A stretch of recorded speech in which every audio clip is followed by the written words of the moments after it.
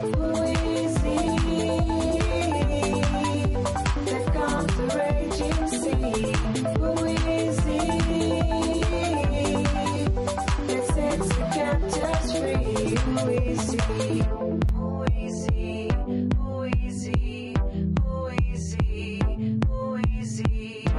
Redeemer, Savior, Prince of Peace is He.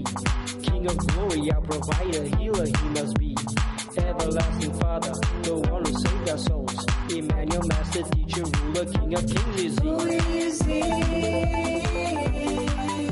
that calms the raging sea? Who is He?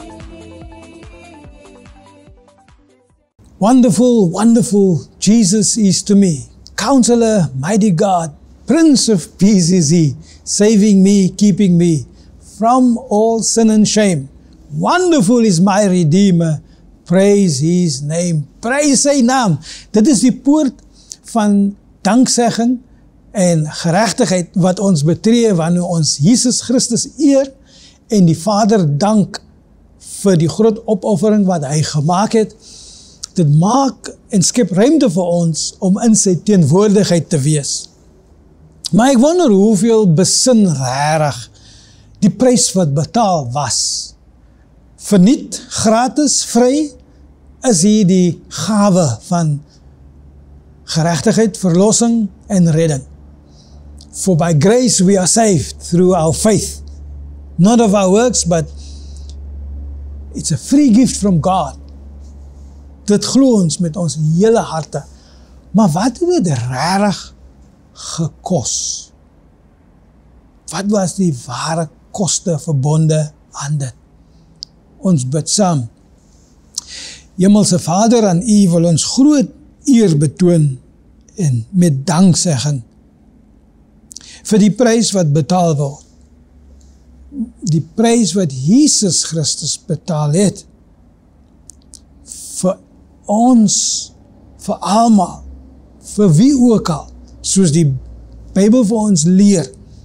So lief het God die hele wêreld gehad, dat Hy Sy enigste Seun gegee het, dat wie ook al in Hom glo, nie verlore mag gaan nie, maar die ewige lewe mag beerwe. Dankie, Here, en help ons nou om te besin en homself uit te leef in hierdie gedagtes en idees van die koste, die prys wat betaal was. Ja, dit is glad nie moontlik dat ons geheel en al hierdie saak ten volle kan verstaan nie. Maar ons wil poog, Here, sodat ons toewyding aan Hom heg mag wees. In Jesus naam bid ek nou. Amen en amen. So ons het nou vir 'n geruime tydjie gepraat van die voorregte en die voorbaat wat benut word as gelowiges in Jesus Christus en veral met daardie wonderlike gedagtes en idees wat ons in Psalm 8 gekry het waar die psalmdigter vra hierdie vraag, hy maak 'n stelling en hy sê, wat is die mens dat u aan hom dink en wat is die mense kinders wat u omgee vir hulle? Vir 'n korte duur het u hom gering gemaak, minder as 'n engel, maar nou word hy gekroon met heerlikheid en eer. En hy heers oor alles. Alles wat voorheen onder gesag van engele was, sorteer nou onder die gesag van mens. In en deur Jesus Christus, natuurlik. Maar die prys wat hy betaal het vir dit. Ek luister nou die dag, quoteer iemand, skrif wat ek onlangs ook oor bedien het. Dis daardie skrif uit Hebreërs 12, wat praat van, kom ons kyk na, let's look unto the author and the finisher of our faith, who for the joy set before him, endured the cross, despising the shame and nakedness. Luister na die bewoording, want die persoon wat hom gekwoteer het het verkeerd gekwoteer, ek was glad nie daarom 'n regstelling te maak nie, ek het net gedink, ja, hoor nou daar, as 'n mens maar net stadiger gelees het, meer aandag gegee het aan wat jy gelees het, sou dit baie onskynlik gewees het dat Daar was nie joy, die woord joy in Afrikaans is die woord vreugde, of blydskap. Blydskap is nog 'n woord. Daar was nie joy in die ervaring nie. Dink daaraan, vanaf die oomblik van sy teestand met die priesters en die hoëpriester en al die gezaghebbende persone met autoriteit, wat besluitmakende posisies gehad het, wat sy lewe miserabel gemaakt het, misselijk gemaakt het. Daar was die vreugde daar nie, was lyding gewees, soos ons nou gaan lees in vers 10 van Hebreërs 2. Maar die bewoording is baie spesifiek. Die persoon wat die quotatie gemaakt het, of gekwoteer het, die woord gekwoteer het gesê, hy het met joy die kruis verduur. There's no enduring the cross with joy. Wanneer jy gepynig word, wanneer jy gestraf word, wanneer jy seer kry, wanneer angs en benoudheid en vrees jou oorval, hierdie was alles Jesus' ervaring gewees. Daar is nie joy nie. Daar is paniek. Daar is jy spartel. So die regte bewoording, die bewoording moet reg gelees word, reg verstaan word, reg voorgelê word. Dit sê, for the joy set before him. Vir die belofte van vreugde wat hierna sal volg. Jy weet dit? You catch this? For the joy set before him, he endured the cross. Het hy vir die vreugde wat aan hom beloof was, op die slotsom van hierdie negatiewe ervaring, het hy die kruis, die moeitevolle lyde, die smarte verduur. He endured it. He suffered in it. And he resolved and committed himself to suffer. To take the pain, to take the punishment. And he despised the shame and nakedness, want hy was naak vertoon voor die publiek, beskaamd gelaat staan, verboureerd. Maar hy het nie gekwyn en homself ingekrimp vir die geleentheid en die ervaring nie. Hy het homself blootgestel om dit te verduur. For the joy set before him, is die regte bewoording. He endured the cross, het die kruis verduur. En die smarte en die lyding en die beskaamdheid en die verbourering en die naaktheid, hy het dit deurgemaak. For the joy set before him. Nou natuurlijk, om en by so 2 of 3 weke terug, of 4 weke terug, het ek 'n bietjie verder uitgebrei op hierdie onderwerp as sulks. Dis hoekom dit vir my so effens omgekrap het, toe ek hoor die persoon quoteer die skrif, maar het 'n verkeerde interpretasie van wat hulle dink hulle lees, deurdat hulle gesê het, met vreugde het hy die kruis verduur. Nee, daar is nie so ding soos met vreugde 'n kruis verduur nie. Daar is nie 'n persoon ooit, die Here Jesus ingesluit, wat die kruis met vreugde kan verduur nie. Wanneer jy daar vasgespijker is, wanneer jy gehamer word, wanneer jy gesny word, wanneer jy verbrysel word, wanneer jy gekastaai word, when you're being mocked and scoffed and laughed at and spat at and punched and kicked and there's no joy in that.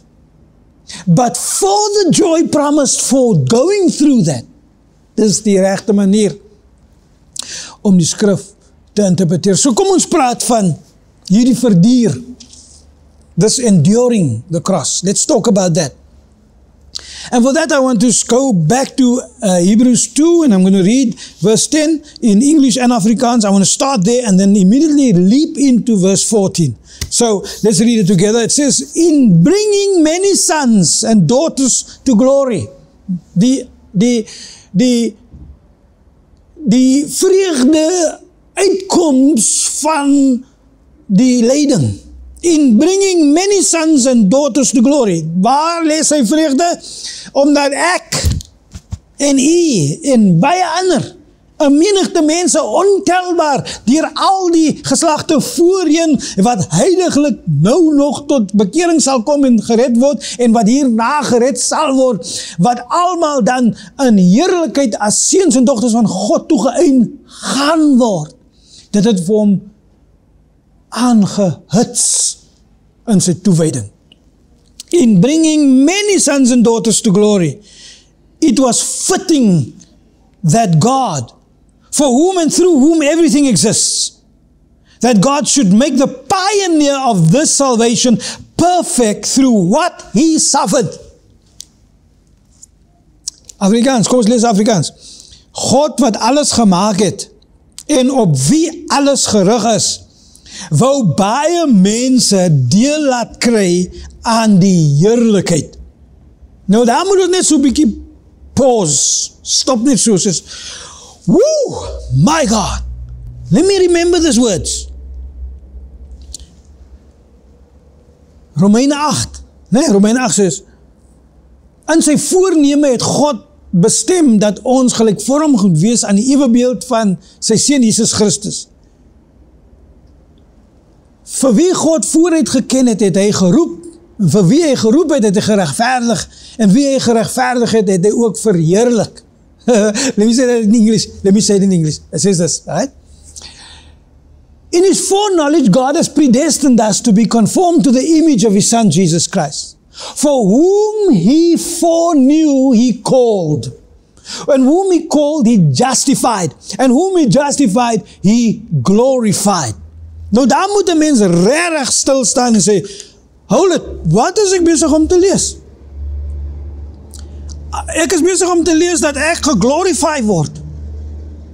Ek is besig om te lees dat ek verheerlik gaan word.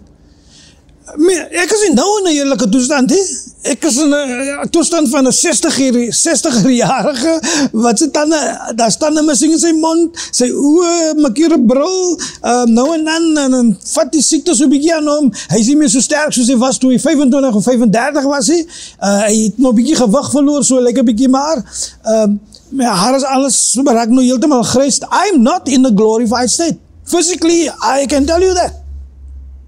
But his word is saying, sy woord sê my, in sy voorneme het hy bestem, om in die ewebeeld van sy seun Jesus Christus te wees, gelykvormig aan die beeld van sy seun Jesus Christus, vir wie hy vooruit geken het, het hy geroep, en wie hy geroep het hy regverdig, en hierdie regverdigheid moet ek nou aanneem as 'n geloofsbesluit, dat ek glo dit. Maar wie hy dus geregverdig het, het hy ook verheerlik.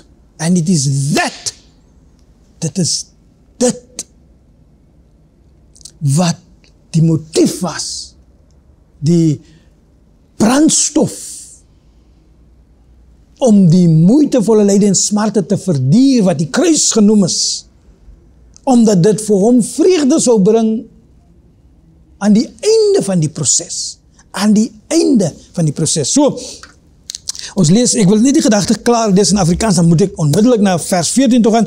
Dit sê vir ons dan, daarom was dit net gepas dat hy hulle voorganger, naamlik Jesus, wat vir hulle die pad tot verlossing sou oopmaak, nou is geen manier om verlossing te verkry, om redding te verkry, behalwe deur Jesus. Hy is die enigste een wat die pad oopmaak. Mense. Hierdie samensmelting van gelowe wat al geruime tyd hier nou aankom, wat sê, ons almal dien God, maar ons dien om ons eie maniere, ons eie tradisies wat ons aangeneem het, ons eie kultuur, ons eie filosofiese toenadering tot die lewe. Nee, die saak werk nie so nie. Die enigste een, kyk wat sê die Bybel. Jesus wat vir hulle die pad tot verlossing oopmaak. Net Jesus alleen maak die pad tot verlossing oop.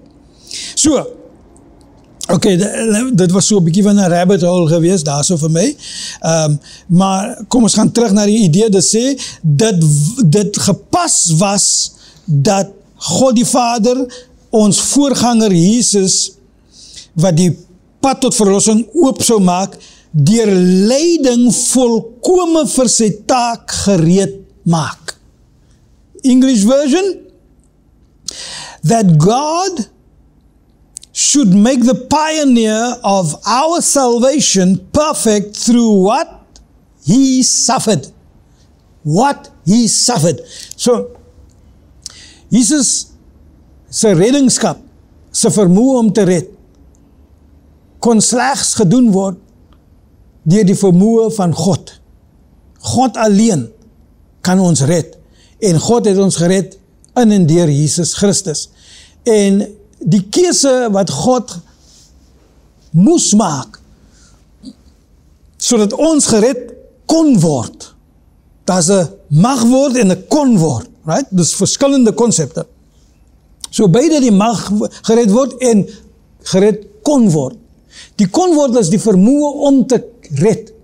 Die mag word is die reg of die gesag om te red. So beide mag en voorreg om te red berus met God alleen.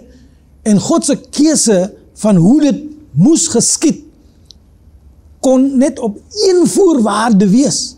Dit was om die wet wat se opsomming negatief teen ons was tot 'n oordeel van dood sou lei, om daardie wet 100% tevrede te stel. En die wet se eis was, ons moes lei tot die dood, en dan is dit verby vir ons. En dus was dit die roete wat Jesus moes omhels. Hy moes homself verbind tot daardie roete, die roete om die werk van moeitevolle lyde en smarte te verduur. Dit is die manier wat God goedgekeur het, wat ons dan deelgenote maak met die heerlikheid. I want you to really take time to think about what you are hearing. Because we don't get to hear this stuff in many churches. You don't get to hear the fact that you and I are appointed to be glorified. Partykeer is ons al so laag in ons self-esteem. Life circumstances and complications and difficulties and hardships and troubles beat us down so badly, we just cannot even imagine to think about being glorified. Yeah, it's just about being able to hold on, surviving and existing. But here in this scripture, we are being told, no. God's intentions is that we must share in the glory. We must share in the glory. And the only way you're going to share in the glory is you've got to be saved. And the way you're going to be saved is someone has to endure the suffering. And the one who was made perfect to actually endure the suffering was made perfect through suffering in order to endure the suffering. And by that enduring the suffering, he is able to open the gateway, the portal, the door that we are saved. So, is wonderlik. Dank God. Hallelujah. So, God se einddoel is dat ons moet deel kry aan die heerlikheid, en die manier wat ons deel kry aan die heerlikheid is dat ons verlossing moet ervaar, en die verlossing kan net verskaf word deur Jesus Christus, wie gereed was om volmaak te wees in lyding through his suffering. Now, having said that, I want to leap right over to verse 14. And in verse 14, we are going to see ourselves. We can see ourselves and how it is that Jesus was made perfect through his suffering. Omdat hierdie kinders, wie God bestem het om heerlikheid te ervaar, eers gered moes word, en hulle redding slegs deur Jesus Christus kon geskied, En Jesus moes ten volle ly met smarte en lyding om dit te kan bewerkstellig. Omdat hierdie kinders mense van vlees en bloed is, nou fisiologies, dis ek en u, fisiologies, ons het 'n geraamte wat beklee is met spiere en ons het ingewande, darms, longe, hart, niere, lewer en sovoorts, ons het 'n brein, ons het sintuie, en dit is hoe ons relevantie in 'n fisiese wêreld kan ervaar. Omdat ons as mense vlees en bloed is, het Jesus ook ten volle mens net soos ons geword. Nou, daar is ander gelowe wat 'n probleem het hiermee, en dit is 'n geheim en 'n verborgenheid in die Christendom wat praat van, I love the English word, when God came down in association and the likeness of human flesh, the condescension, it's the English word, he condescended. He left the glory behind. He retained his godhood, but he left the glory, set the glory aside momentarily. And in the word of his godhood, clothed himself with human flesh. So hier moet ons 'n mooi saak verstaan dat as ons kyk na die geskiedenis van die Here Jesus Christus as die woord in vlees, hy was opgevang in die baar van 'n maagde.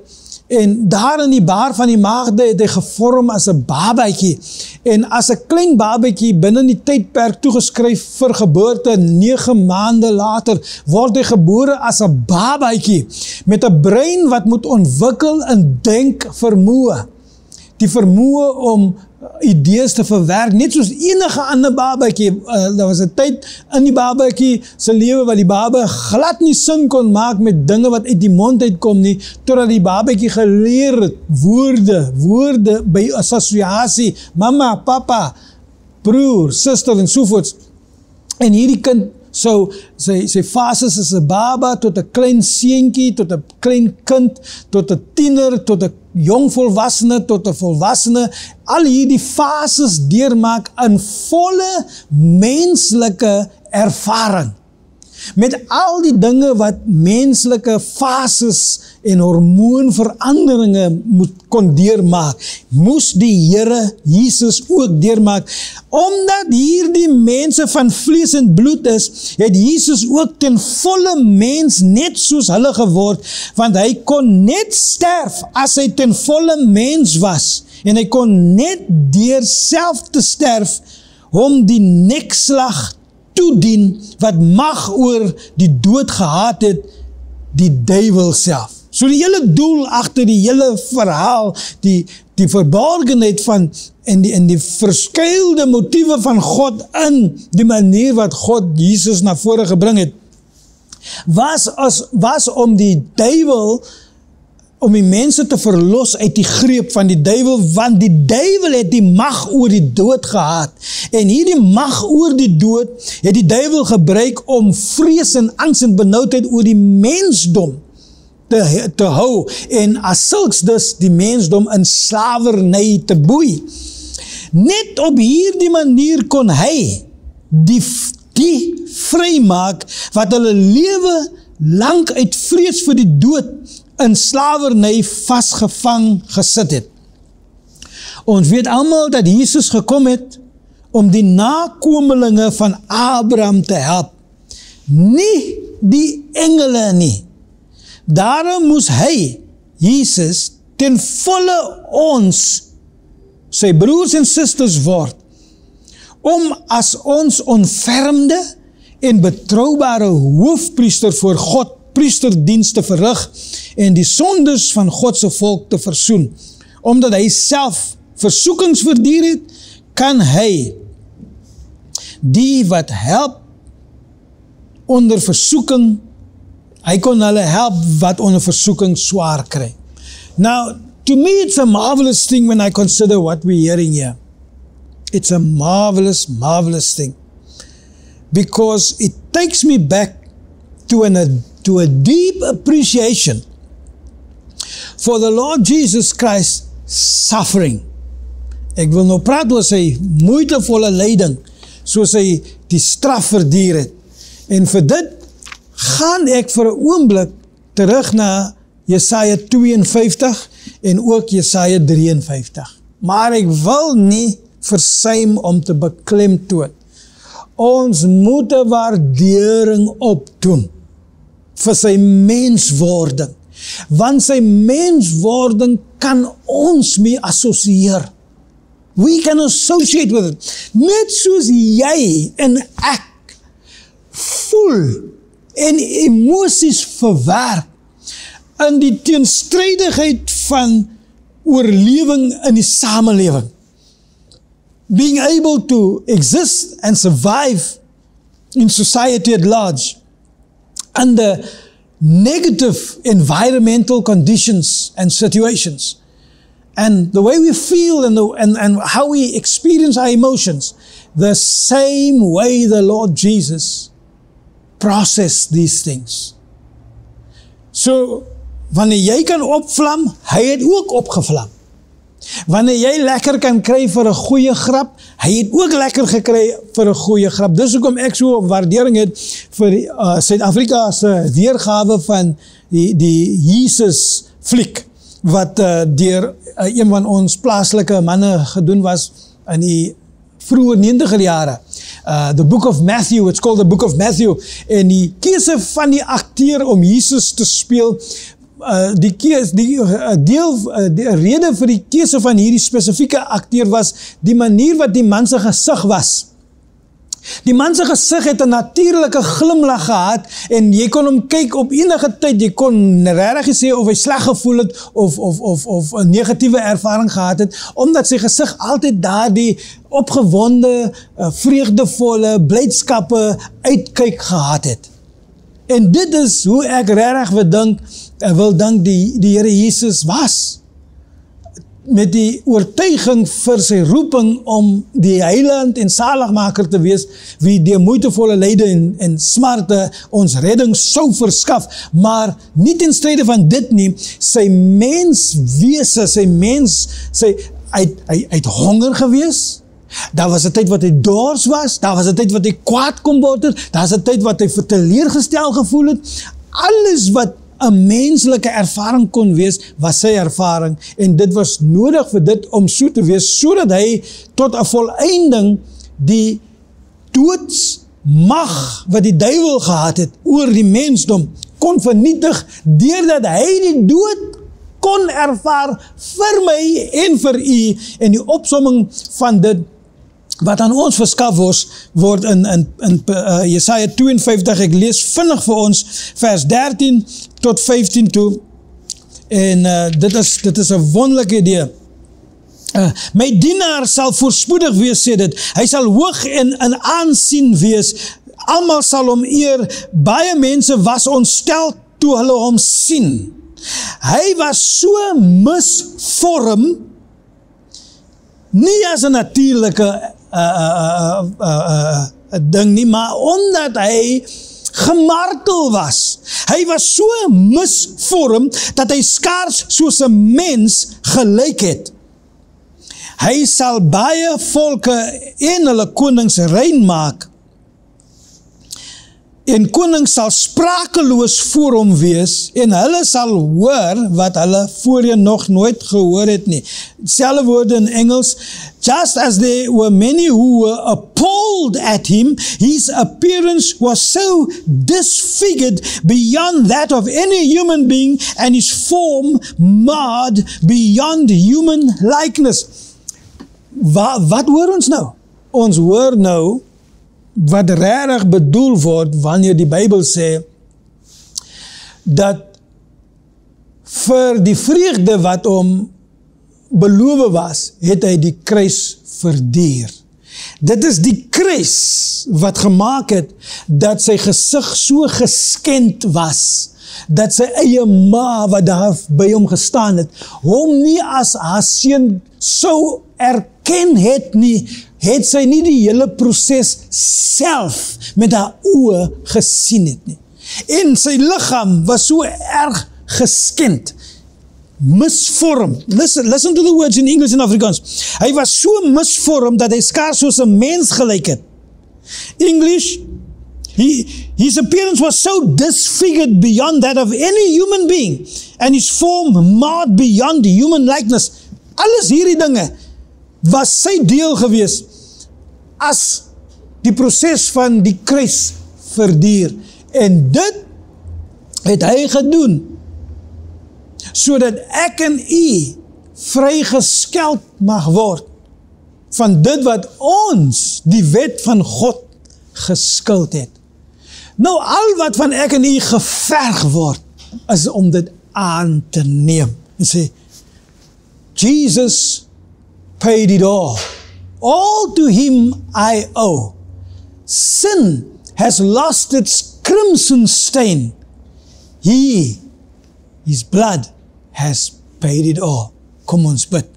Vader, ons dankie my God vir u lydende knegt, Jesus Christus.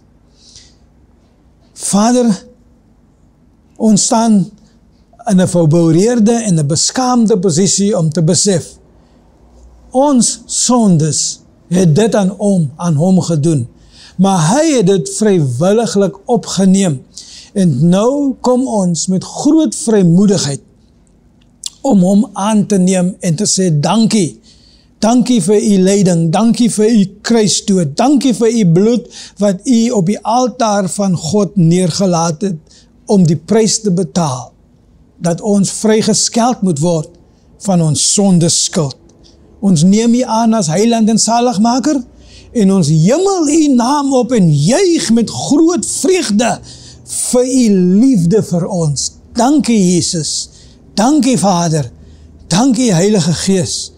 In Jesus' naam, Amen.